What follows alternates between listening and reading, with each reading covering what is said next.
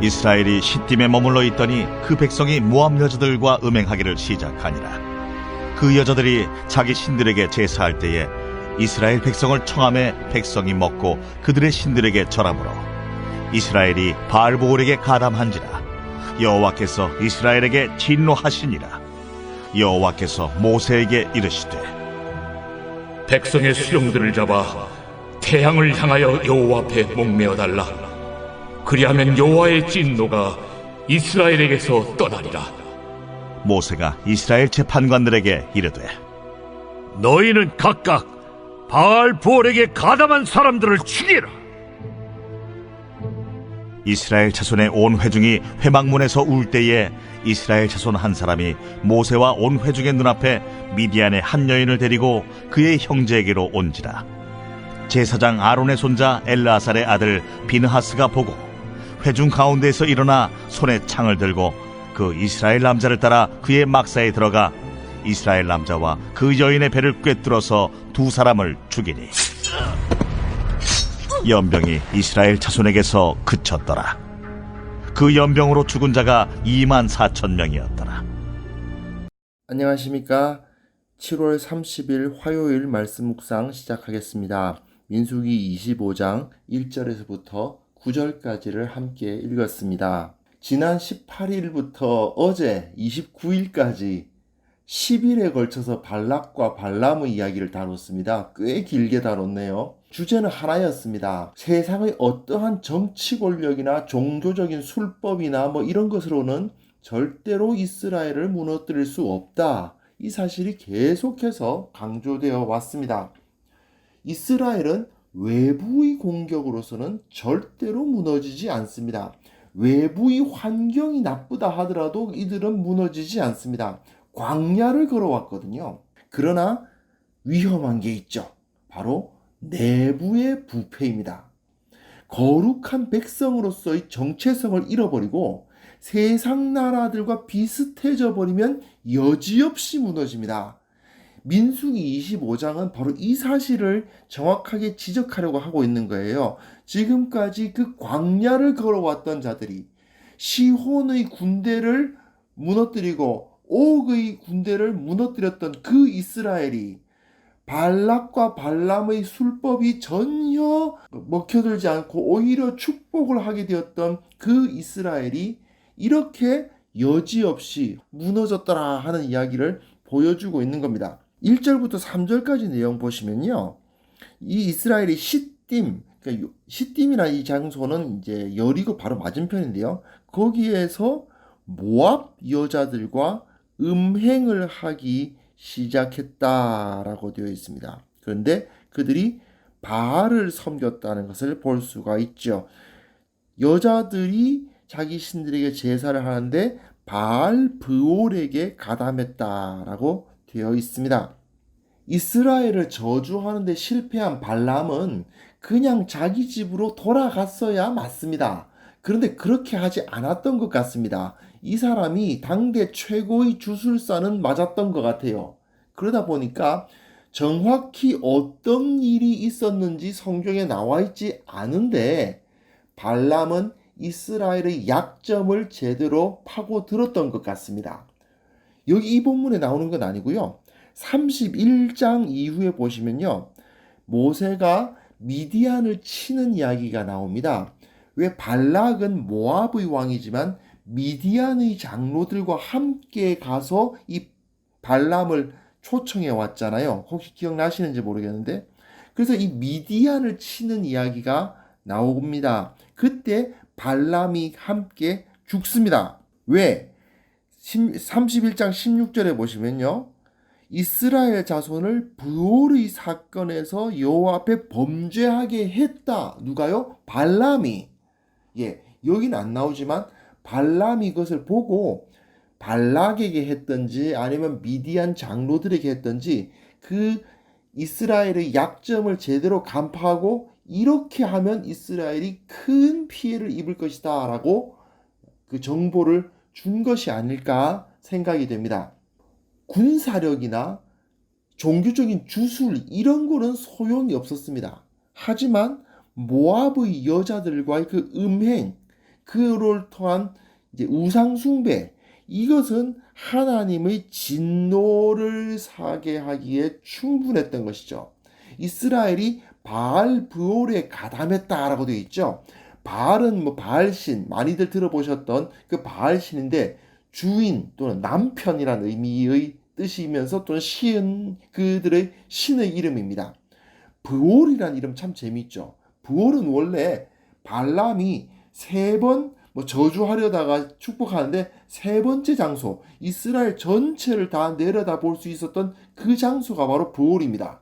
그리고 또 발람이 브올의 아들이에요. 굉장히 재미있는 이름인데, 발람은 브올에서 실패한 후에 바로 그 브올의 바알 브올을 이스라엘에게 침투시켜서 그 음란한 종교 제의를 통해 이스라엘을 타락시키면 이스라엘은 큰 피해를 본다는 것을 알고 있었고 그것을 행하도록 한 거죠. 정확하게 어떻게 했는지는 모르겠지만 말입니다.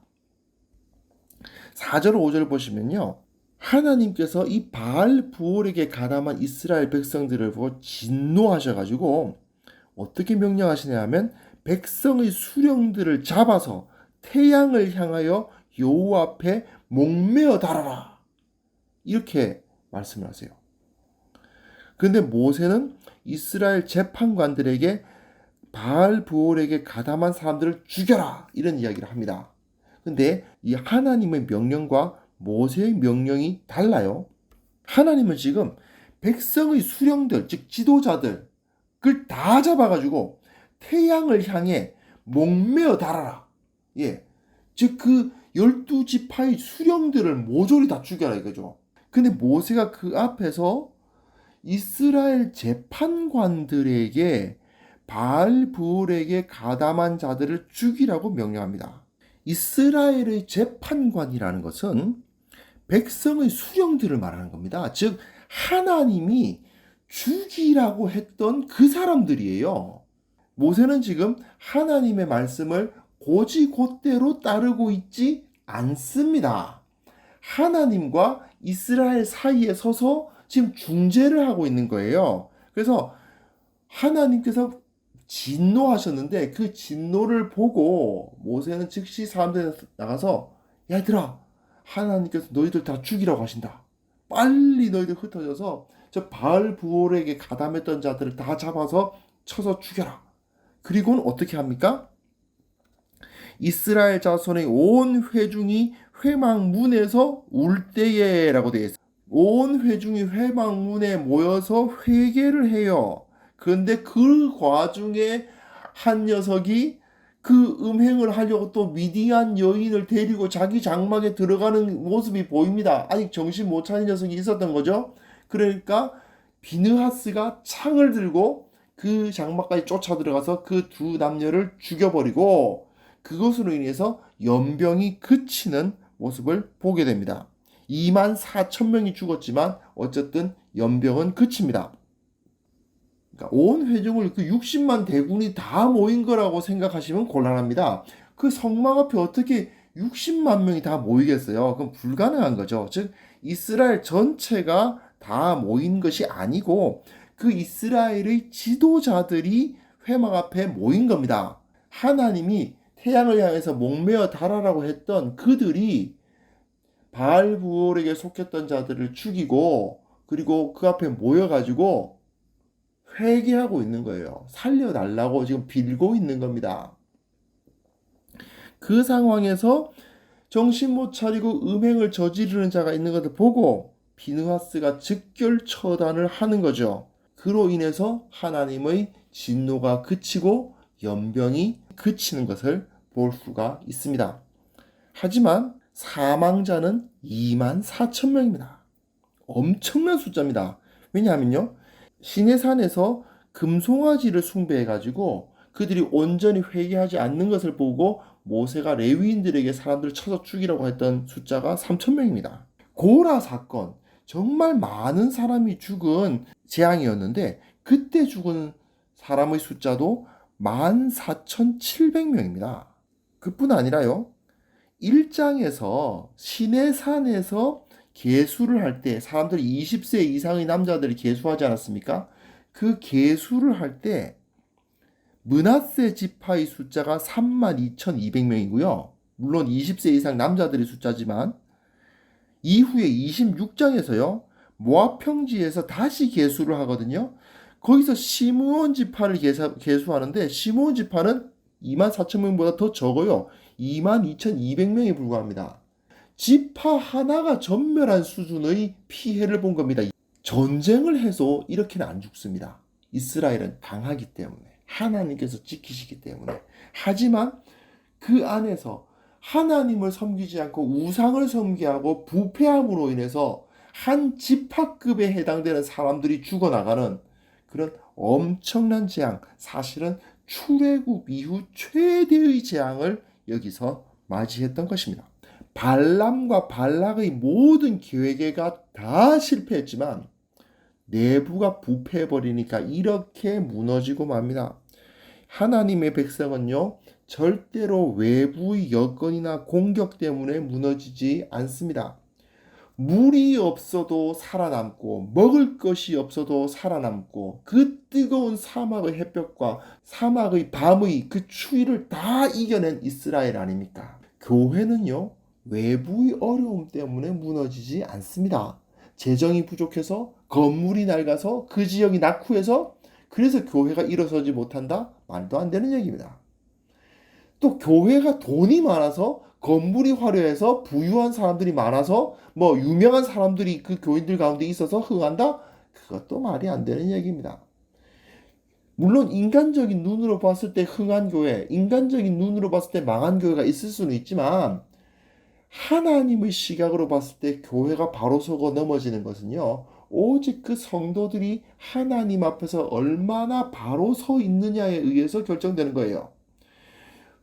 탁월한 예배는 뛰어난 오케스트라와 훌륭한 성가대와 아름다운 그 예배당이 결정하는 것이 아니고 일주일간 거룩한 백성으로 살기 위해서 분투하며 살았던 그 사람들이 그 예배실에 모였을 때의 그 예배가 정말 탁월한 예배, 뛰어난 예배, 하나님께서 임재하시는 예배가 되는 거 아니겠습니까? 교회라는 공동체도 마찬가지지만 성도라는 개인의 차원에서도 마찬가지인 거예요.